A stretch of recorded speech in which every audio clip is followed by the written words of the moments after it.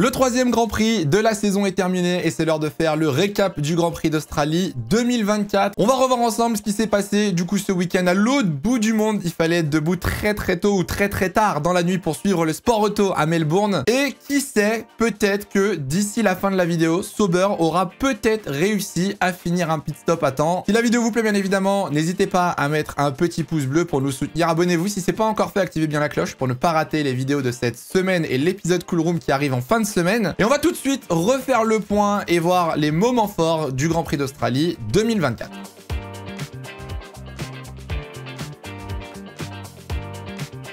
Bon, comme je vous l'ai dit, il fallait être debout très tôt ou très tard pour suivre que ce soit les essais, la qualif ou la course, que ce soit la F1 ou la F2, mais on n'a pas été déçus. On va commencer par parler directement, le premier sujet du week-end, c'est Williams, avec l'accident de Alex Albon en séance d'essai libre. Alex Albon a littéralement satellisé sa voiture, abîmant le châssis de sa monoplace, et le problème, c'est que Williams n'avait pas prévu de châssis de rechange pour un accident potentiel. Situation extrême et assez inédite, honnêtement, en Formule 1 dans les temps modernes. On se retrouve donc avec une écurie qui ne peut faire rouler qu'une seule voiture. Bon là, décision très compliquée à prendre pour James Wolfe, forcément team principal de chez Williams, qui faire rouler pour ce Grand Prix d'Australie, où il y aura deux équipes. Il y aura l'équipe qui diront que Alex Albon a planté la voiture, Logan Sargent aurait mérité sa chance. La deuxième dira que Alex Albon est tout simplement meilleur, a obtenu de meilleurs résultats et dans un choix logique était probablement le plus apte à marquer des points ce week-end. Au final, c'est Alex Albon qui a donc terminé le Grand Prix d'Australie. Donc il a fait la qualif et la course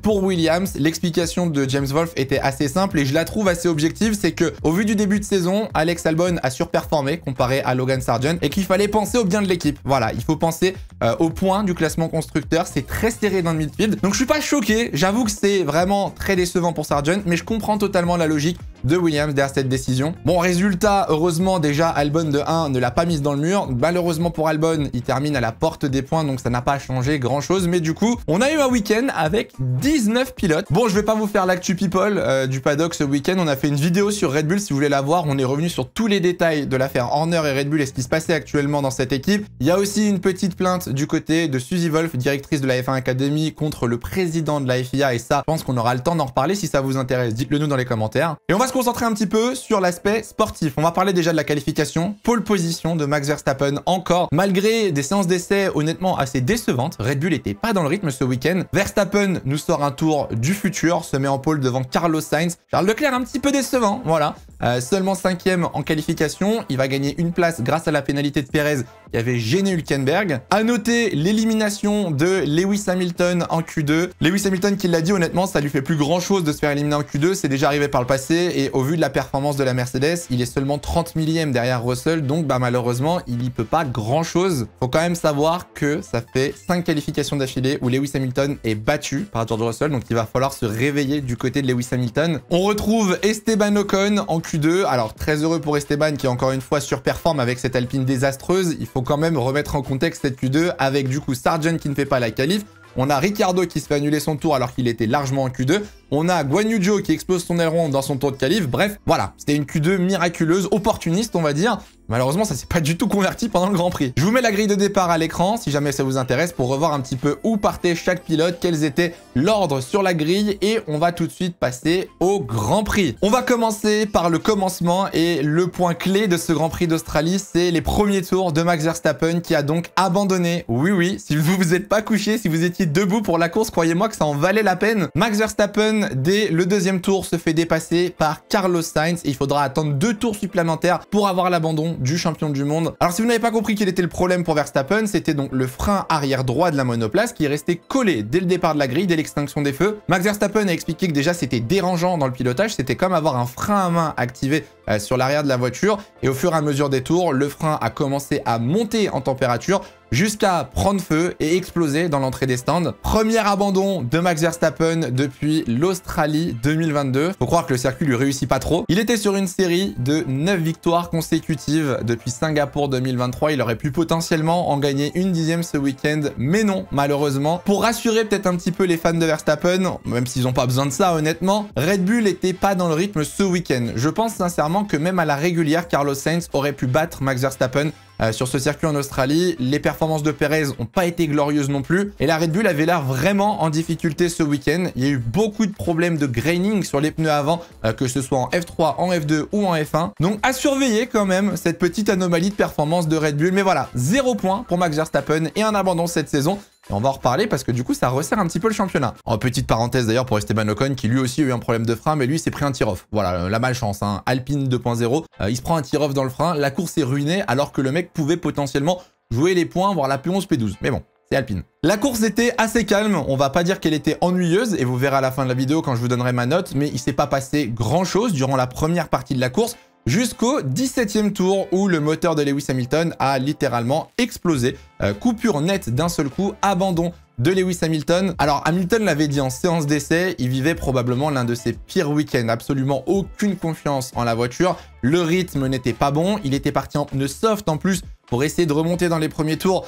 Ça n'avait pas très bien marché, même si la stratégie pour le coup aurait pu l'avantager. Statistique assez marrante, mais c'est la première fois depuis Monza 2021 et leur accident que Lewis Hamilton et Max Verstappen abandonnent dans la même course. Voilà, les deux incidents sont totalement séparés, mais la stat est quand même assez drôle. Moi, je trouve quand même que la situation est assez inquiétante pour Mercedes et surtout dans le clan Lewis Hamilton parce que Russell bat Lewis Hamilton de pas grand-chose certes, mais Russell est consécutivement devant et j'ai l'impression qu'Hamilton commence à avoir un petit peu un ras-de-bol. J'ai l'impression qu'il y a un petit peu une fatigue chez Hamilton qui se ressent aussi bien sur la piste que dans les interviews. Et je commence à être inquiet pour la suite de la saison de Lewis Hamilton. On n'est que au 3e Grand Prix. Si déjà il commence à y avoir un peu de panique et que Mercedes commence à couler, je pense que la saison va être très longue. De son côté, la course de George Russell était pas forcément meilleure pour ceux qui n'ont pas suivi. George Russell a abandonné, 0 points pour Mercedes ce week-end. La course n'était pas terrible. À la bataille avec Fernando Alonso, à la bataille avec Perez, Russell a essayé de maintenir un rythme correct jusqu'au dernier tour où George Russell est parti à la faute, allant percuter un mur au virage 6. On va revenir sur cet incident en fin de course et surtout sur la pénalité de Fernando Alonso. Voilà, je vais vous donner mon avis là-dessus. Mais de façon globale, très clairement, et c'est presque un petit peu décevant, ça fait mal au cœur, Mercedes est en train de perdre pied. McLaren est largement devant. Je pense que Mercedes essaye de tenir Aston Martin, mais actuellement, pour moi, la W15 est la 5e meilleure voiture sur la grille. Là, pour le coup, si vous êtes fan de Mercedes et que vous êtes déçu, je vous comprends. Et honnêtement, je vous souhaite du courage pour la suite de la saison parce qu'à mon avis, elle va être très longue. Du coup, on se retrouve avec Verstappen out, Hamilton out, mais bon, je jouais pas vraiment la win. Et on se retrouve du coup au final avec un duel digne des années 2000-2007 peut-être. Ferrari face à McLaren. Les deux Ferrari en 2 premières positions face aux 2 McLaren juste derrière. Oscar Piastri était derrière Lando Norris au début de la course, sauf que Oscar Piastri va avoir le privilège de s'arrêter avant Lando Norris. Stratégie assez surprenante. D'habitude, on fait toujours arrêter le premier pilote d'une équipe quand les 2 pilotes se suivent. Et là, Norris a poussé pour 6 tours de plus, expliquant que de base, il voulait undercutter Charles et Charles était rentré au même moment. Du coup, Lando Norris continue. Piastri réussit l'undercut et ressort devant Lando Norris, sauf qu'on a gentiment demandé à Piastri de laisser passer Norris qui avait l'air d'avoir un rythme un petit peu supérieur. Donc ça peut se comprendre du point de vue de McLaren. L'objectif, il était très simple, c'était d'aller mettre la pression sur un Charles Leclerc qui était fébrile. Voilà, il faut le dire. C'est le début de saison, voilà, on peut le dire, mais pour l'instant, Charles Leclerc n'est pas étincelant avec cette nouvelle monoplace. Quand je compare en tout cas sur ce Grand Prix en Australie, Carlos Sainz a été ultra dominant, que ce soit en practice, en qualification, en course, en gestion de rythme. Honnêtement, Carlos Sainz était vraiment le pilote qui méritait de gagner ce week-end et c'est ce qui s'est passé. Course parfaite pour le pilote espagnol. On rappelle qu'il s'est fait opérer il y a 17 jours de l'appendicite. Franchement, l'histoire est belle pour Carlos Sainz qui, on rappelle, n'a toujours pas de baquet pour 2025. Il faut absolument convaincre les écuries et c'est ce qu'il a dit en interview. Je rappelle que je suis libre de contrat si jamais ça peut intéresser quelqu'un. Bon, sur la deuxième partie de la course, après, les positions ont plus trop évolué. Une fois que Lando Norris était passé sur Oscar, malheureusement, Piastri a fait une erreur, perdant 8 secondes dans l'avant-dernier virage, ce qui lui a clairement coûté un shot pour le podium. Norris en interview a dit que McLaren aurait pu finir 2e avec une bonne stratégie. Au moment de l'undercut sur le premier pit stop, il pense qu'il aurait pu battre Charles Leclerc. Malheureusement, les écarts n'ont pas bougé. Oscar Piastri est resté donc 4e, Norris 3e et doublé de Ferrari, ça faisait 2 ans. Voilà, c'était Bahreïn 2022, le dernier doublé de la Scuderia. Premier doublé pour Frédéric Vasseur, mine de rien, important aussi à souligner. Et surtout, en tant que fan de Ferrari, ce qui me fait énormément plaisir à voir, c'est vraiment l'ambiance qu'il y a dans l'équipe. On retrouve une Scuderia vraiment soudée, motivée, qui vraiment cherche la performance et s'entraide. La radio de Sainz à la fin, pareil, dit à Leclerc de venir à mes côtés pour célébrer ce doublé. On sent réellement qu'il y a un projet commun. Donc pour le coup, je suis rassuré. Voilà, je vous le dis, ce résultat me rend très très heureux. Petite statistique, bon, pas très marrante honnêtement, mais Norris avec ce podium devient le pilote avec le plus de podiums sans victoire. Il a dépassé du coup Nick Heidfeld. On attend toujours cette première victoire de Lando Norris. On est d'accord que pour l'instant, ils n'ont pas la voiture pour, hein, donc on va pas les critiquer. Mais c'est vrai que quand des opportunités comme ce week-end se présentent, il va falloir que McLaren soit présent pour les saisir et ne pas les laisser passer. Bon, comme je vous l'ai dit, la course n'était pas en soi ultra excitante. On a eu quand même quelques petites batailles et surtout dans le midfield, comme d'habitude, extrêmement serré. Entre Williams, Haas, V-Carb, Alpine à des moments avec Esteban Ocon, on avait beaucoup de dépassements et pas mal de changements de position. Et j'en avais parlé du coup lors du dernier récap à Jeddah, mais le midfield est tellement serré que le moindre DNF des leaders doit absolument servir au midfield pour marquer des points. Et deux équipes ont très bien saisi l'opportunité ce week-end, c'est Haas et V-Carb. Haas a réussi du coup à mettre ses deux voitures dans les points avec Nico Hülkenberg et Kevin Magnussen. Kevin Magnussen en 9e et 10e position, et Yuki Tsunoda, lui, avait terminé 8e, a été promu à la 7e place, du coup, avec la pénalité de Fernando Alonso, qui fait que Visa Cash App RB se retrouve désormais avec 6 points, Haas se retrouve avec 4 points. Et honnêtement, c'est déjà une très belle avance. C'est très très bien joué de leur part. Malheureusement pour Albon et d'autres pilotes qui étaient juste derrière, voilà, ils se sont battus comme ils pouvaient. Mais je trouve que Haas, honnêtement, fait un début de saison exceptionnel. On rappelle que Haas était censé être la pire voiture aux essais hivernaux. Et pour l'instant, de ce qu'on voit, je trouve que les pilotes l'exploitent à merveille, que l'équipe fait des très bonnes décisions, que ce soit stratégique ou en termes de gestion d'équipe. Et je suis assez curieux de voir du coup si Haas va pouvoir tenir sur le long terme. Parce que honnêtement, c'est pas la voiture la plus rapide. Ils sont pas forcément présents à chaque séance. On l'a vu en qualification. Hein, ça a été très compliqué pour eux. Mais en course, le dimanche, ils arrivent à être opportunistes, ils arrivent à gratter des points. Et s'ils arrivent à faire ça jusqu'au bout de la saison, là, pour le coup, Haas pourrait jouer une très belle place au constructeur. Du côté de chez Visa Cash App RB, Yuki Tsunoda encore avec un week-end exceptionnel. Que ce soit en séance d'essai, en qualification, il se place en Q3 devant les deux Aston Martin. La course avec des dépassements incroyables sur Gasly, très bonne gestion de la stratégie. Bref, encore un très gros week-end de Yuki Tsunoda qui domine Daniel Ricciardo dans ce début de saison. Voilà, je pense que c'est un peu trop tôt pour faire des conclusions, mais il faut le dire, sur le début de saison, comme Russell domine Hamilton, Yuki Tsunoda domine très clairement Daniel Ricciardo. Je suis un peu déçu, honnêtement, de ce début de saison de Daniel Ricciardo. Voilà, je vous le dis, je m'attendais à un regain de performance, une nouvelle saison, un nouveau Ricciardo. Et là, j'ai l'impression qu'on retrouve un peu le Daniel de chez McLaren. Donc j'espère que rapidement, il va pouvoir un petit peu enclencher la machine, marquer des points et performer, parce que là, pour l'instant, c'est un peu difficile. Et pour un pilote qui souhaite rejoindre Red Bull, et ben là, je pense que pour l'instant, l'opportunité, elle lui passe sous le nez. Bon, et pour finir ce récap, très clairement, ça a été le moment fort de la fin de course. Du coup, le dernier tour, l'accident de George Russell au virage numéro 6, donc à la chasse sur Fernando Alonso. Alonso qui était en difficulté avec des problèmes mécaniques. L'accélérateur avait des problèmes. L'accélérateur coupait durant les derniers tours. George Russell se rapproche à l'entrée du virage 6 et d'un seul coup gagne énormément de vitesse sur Fernando Alonso en entrée de virage, perd le contrôle de sa voiture, se fait déventer et vient taper le mur, se retrouve quasiment sur le toit ou en tout cas en une sorte de PLS pour la voiture. Heureusement, l'accident, plus de peur que de mal. Quand on voit l'image, le pilote va bien, pas de blessure, mais ça a forcément posé deux questions. La première, est-ce que le drapeau rouge était nécessaire dans ce dernier tour suite à l'accident? Et la deuxième, pourquoi Fernando Alonso, d'un seul coup, a autant ralenti dans ce virage qui se passe quasiment à fond en temps normal? Bon, déjà, il faut savoir que Fernando Alonso a été pénalisé pour cet accident de George Russell. Il a été pénalisé d'un drive-through fictif, donc on lui a rajouté 20 secondes après la course. Il a été jugé pour avoir une conduite un petit peu dangereuse et erratique. Il est vrai que quand tu vois la data et quand tu vois les on-board de Fernando Alonso, la façon dont Alonso passe dans le virage numéro 6 est ultra différente des autres tours. En pleine ligne droite avant le virage 6, déjà, il met un gros coup de frein et lâche l'accélérateur pour ralentir la voiture avant même d'être au virage.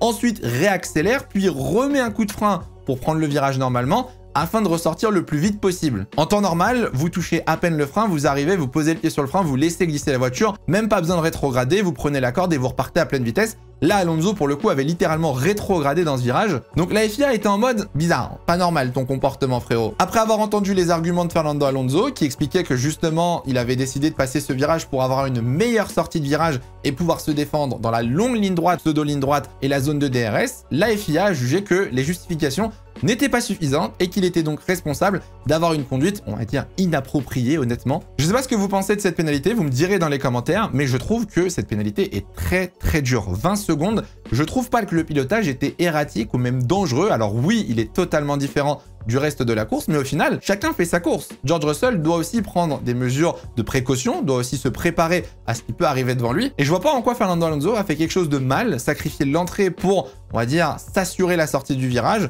Même s'il a rétrogradé et même si c'est vrai que Russell s'est clairement fait surprendre d'arriver aussi vite sur Fernando Alonso, que ça méritait 20 secondes de pénalité, je sais pas. Bon, malgré cet accident, Carlos Sainz du coup remporte le Grand Prix devant son coéquipier Charles Leclerc qui prend le meilleur tour, donc 19 points pour la Ferrari de Leclerc. Lando Norris termine 3e sur le podium devant Oscar Piastri et Sergio Perez 5e, ridicule Perez. Fernando Alonso qui de base avait donc terminé 6e s'est vu rétrogradé, c'est donc Stroll qui termine 6e devant Yuki Tsunoda, Alonso 8e et on retrouve donc Hülkenberg et Magnussen 9e et 10e. Triple abandon ce week-end du coup pour Verstappen et les deux Mercedes qui ont vécu un week-end très compliqué et du coup ça relance un petit peu les championnats. C'est totalement faux, hein, je vous mens là totalement. Au classement pilote, Verstappen est forcément toujours leader, ça va faire 2 ans maintenant qu'il est leader du championnat, personne ne peut le détrôner, mais Charles Leclerc revient à seulement 4 points du coup. On va pas se mentir, hein, on le sait bien que hors abandon ou hors casse mécanique, Verstappen gagne les courses. Mais mine de rien, ça fait plaisir de voir que le championnat se resserre un petit peu avec quelques mauvaises surprises. On sait pas, laissez-moi avoir de l'espoir, j'en sais rien. Carlos Sainz du coup, avec cette victoire, remonte à 40 points. Petite statistique, mais depuis que Charles Leclerc et Carlos Sainz sont coéquipiers chez Ferrari, et ben les deux ont le même nombre de victoires. Hein. 3 victoires par pilote. Sainz a gagné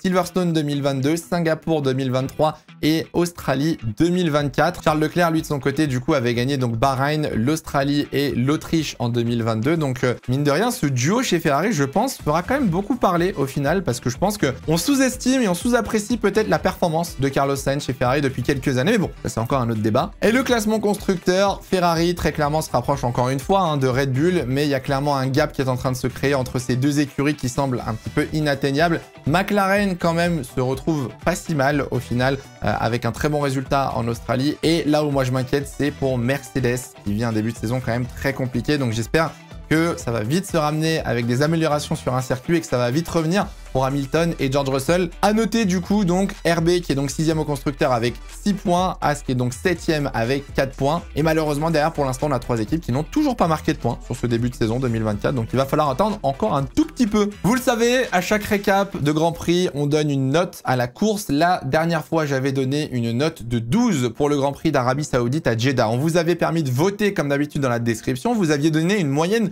de 12,5 pour le Grand Prix d'Arabie Saoudite. Donc on était plutôt raccord sur la note du Grand Prix. Vous aurez un lien dans la description, comme d'habitude, pour aller voter sur un Google Doc pour donner la note du Grand Prix d'Australie. Moi, je vais être un petit peu plus gentil cette fois-ci. On va donner un bon 13. Honnêtement, ça aurait pu être un 13,5.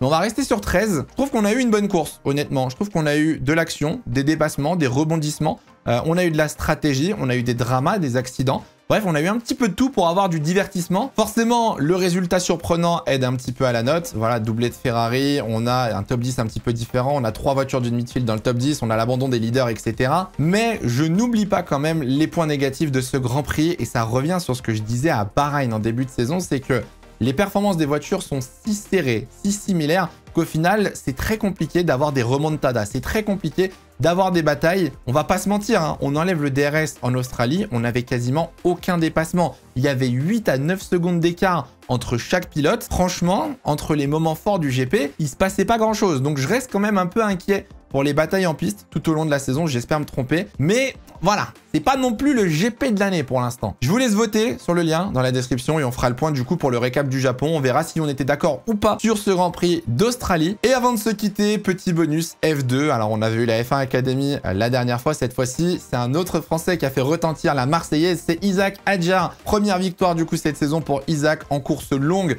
Le dimanche, il aurait dû aussi gagner la course sprint. Malheureusement, pénalisé de 10 secondes. On va pas revenir là-dessus. J'estime que la pénalité est grotesque personnellement. Campos avait fait appel à cette pénalité et la FIA l'a maintenue. Donc malheureusement, une victoire ce week-end pour Hadjar. De son côté, Victor Martins, malheureusement, a fait une erreur en qualification qui l'a fait partir 21e sur les 2 courses. Très belle remontada quand même. Il termine 7e en course sprint, 8e en course longue, les premiers points de la saison, en espérant, on croise les doigts, que ce soit le début d'une longue série de points et que la situation chez Art s'améliore un petit peu. Et puis on a fait le tour, voilà, de ce Grand Prix d'Australie. Je vous ai dit tout ce qu'il fallait retenir de ce 3e round de la saison de Formule 1. J'espère que la vidéo vous aura plu. À cette heure-là, Sauber a refait partir sa voiture. Ça y est, le pit stop est terminé. On surveillera du coup si au Japon ça se passe mieux ou pas. J'espère que cette vidéo vous a plu. Comme d'hab, n'hésitez pas dans les commentaires à débattre, à me donner votre avis sur ce week-end, sur tout ce que j'ai pu dire. Le but, c'est de rester poli et de partager un petit peu cette passion de la Formule 1. Nous, on se retrouve mercredi et vendredi pour 2 nouvelles vidéos, dont un cool room vendredi soir. Donc restez bien connectés. En attendant,